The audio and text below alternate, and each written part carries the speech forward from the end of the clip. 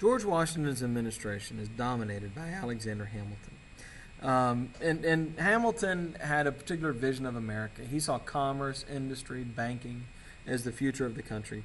And Hamilton was always a man who wanted to ingratiate himself or please the wealthy and the powerful.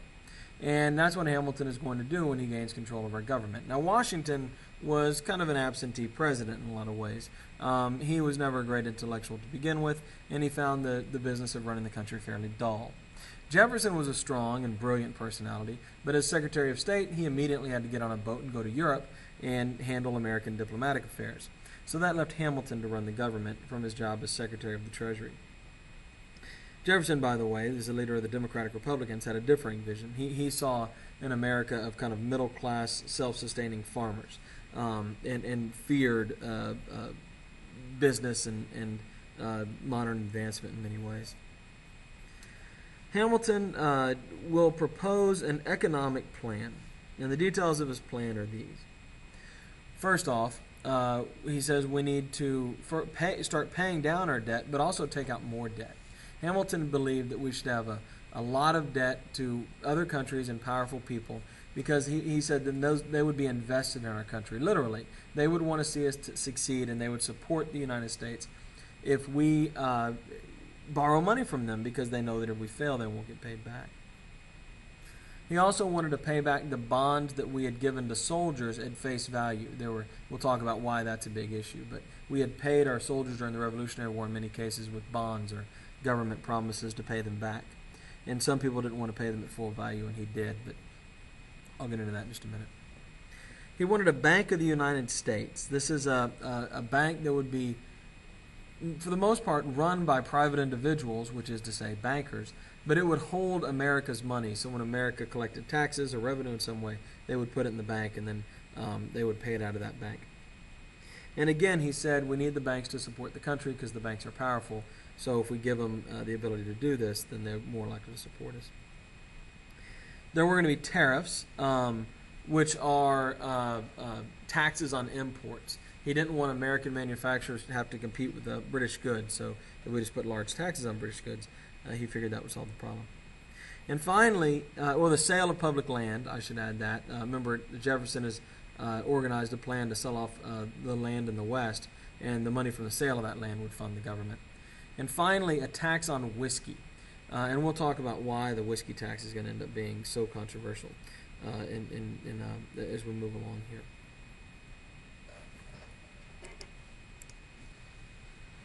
Many in Congress were angry to see speculators profiting from the soldiers. Here's what I mean. The soldiers got paid in bonds, and the soldiers were often very poor. They were kind of regular to poor people. And they didn't really have a lot of faith that the bonds would ever get paid anyway, but they were also likely to end up desperate for cash at some point. And so most of the bonds that had been given to the men who actually fought for the freedom of this country had later been sold to a banker or a speculator for a fraction of their value. And so a soldier might have $100 bond, $1,000 bond, whatever it may be, and he might sell it to a banker for $5. And so many people were angry that Hamilton wanted to pay all these bonds back at full value because it would not be the people who actually fought for the country benefiting. Madison wanted to, anytime a soldier didn't have his original bond, he said we should give half the money to the bank, or to whoever bought it, to the speculator, and half the money to the soldier. But Hamilton argues that a government, if it borrows money, it has to promise to pay those debts, and it has to live up to that promise. And this will be a great fight that goes on here in the early days of the country. Hamilton also then proposes that the federal government should pay the debts for all the states. Now, some states are angry about this. States like Virginia have a very small debt, and they're very angry about having to pay for the debt for a state like Massachusetts, which has incurred a massive debt. Hamilton is having a hard time getting this plan through, and so he decides to try to get Jefferson to support him, figuring that if Jefferson has his back, if the two of them unite on an issue, that nobody will be able to stand against it. And so the story goes, and it may or may not be true, that he meets Jefferson down on the dock as Jefferson arrives from Europe one day, and he takes him to dinner, and they work out a deal. Hamilton gets his way on the economic plan, and Jefferson wants to help pick where the capital will be. The Constitution has said they're going to create a special district to put the U.S. capital in, but they haven't figured out where that's going to be yet. and Jefferson wants it in the South. And back then, in Jefferson's mind, most people's mind, the South meant Virginia. And so Jefferson, the story goes, made a deal to allow Hamilton to have his economic plan if Jefferson got to put the capital in the South.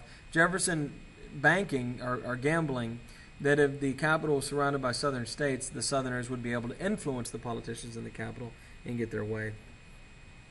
When Hamilton agrees, Jefferson gives the right to pick the capital to Washington, and Washington actually picks a fairly bad spot for the capital. He puts it in the middle of a swamp. You can see here where it says Old Town. On the Potomac River, and he does it because it's right by Washington's house. It's also right by Jefferson's house because they were more or less neighbors.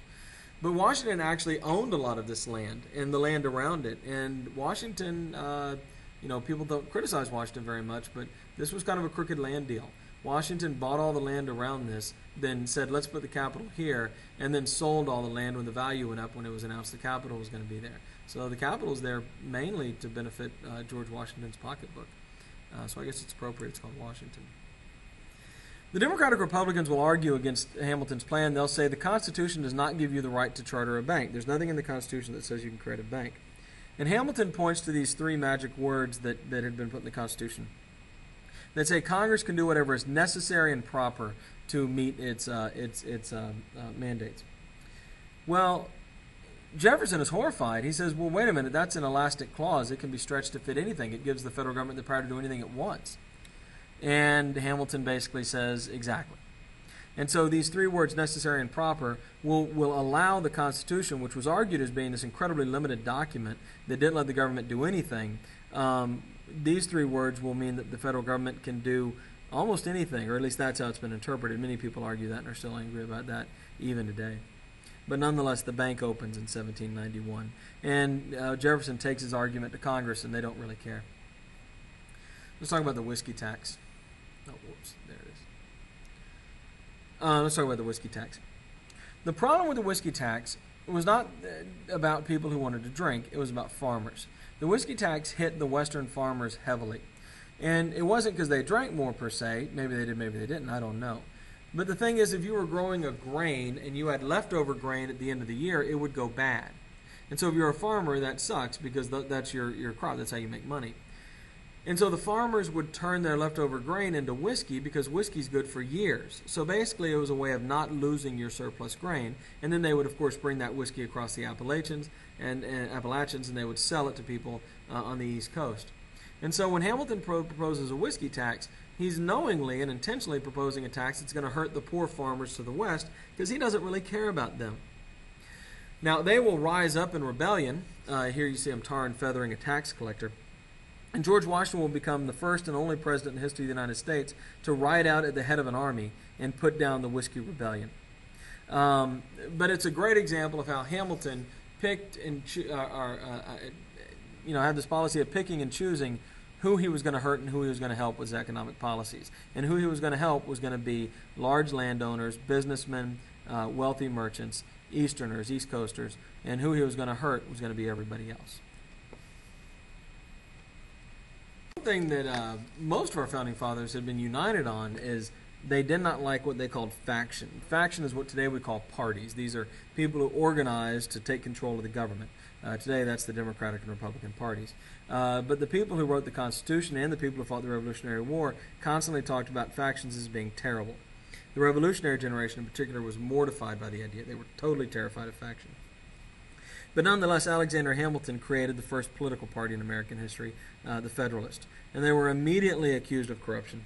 And those who opposed them organized around Jefferson and came to be called the Democratic Republicans. This is the first party system. These are two political parties fighting for control of the government. They organized for elections, meaning they tried to turn voters out. They published newspapers. They both claimed that the other was a party, was a faction, was a group of people conspiring to control the government, and their own party was simply, freedom-loving patriots standing up to stop the evil other party.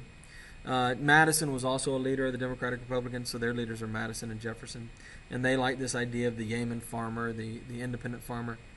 They feared urbanization, industrialization. The Federalist versus Democratic Republicans can be looked at in a lot of ways. Urban versus rural, farming, manufacturing versus farming.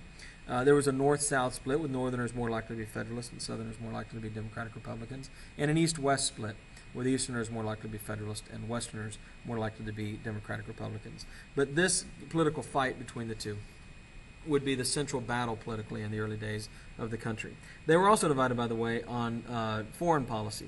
Jefferson and the Democratic Republicans tended to like the French, and who had recently had their own revolution and declared independence and become a democracy inspired by America.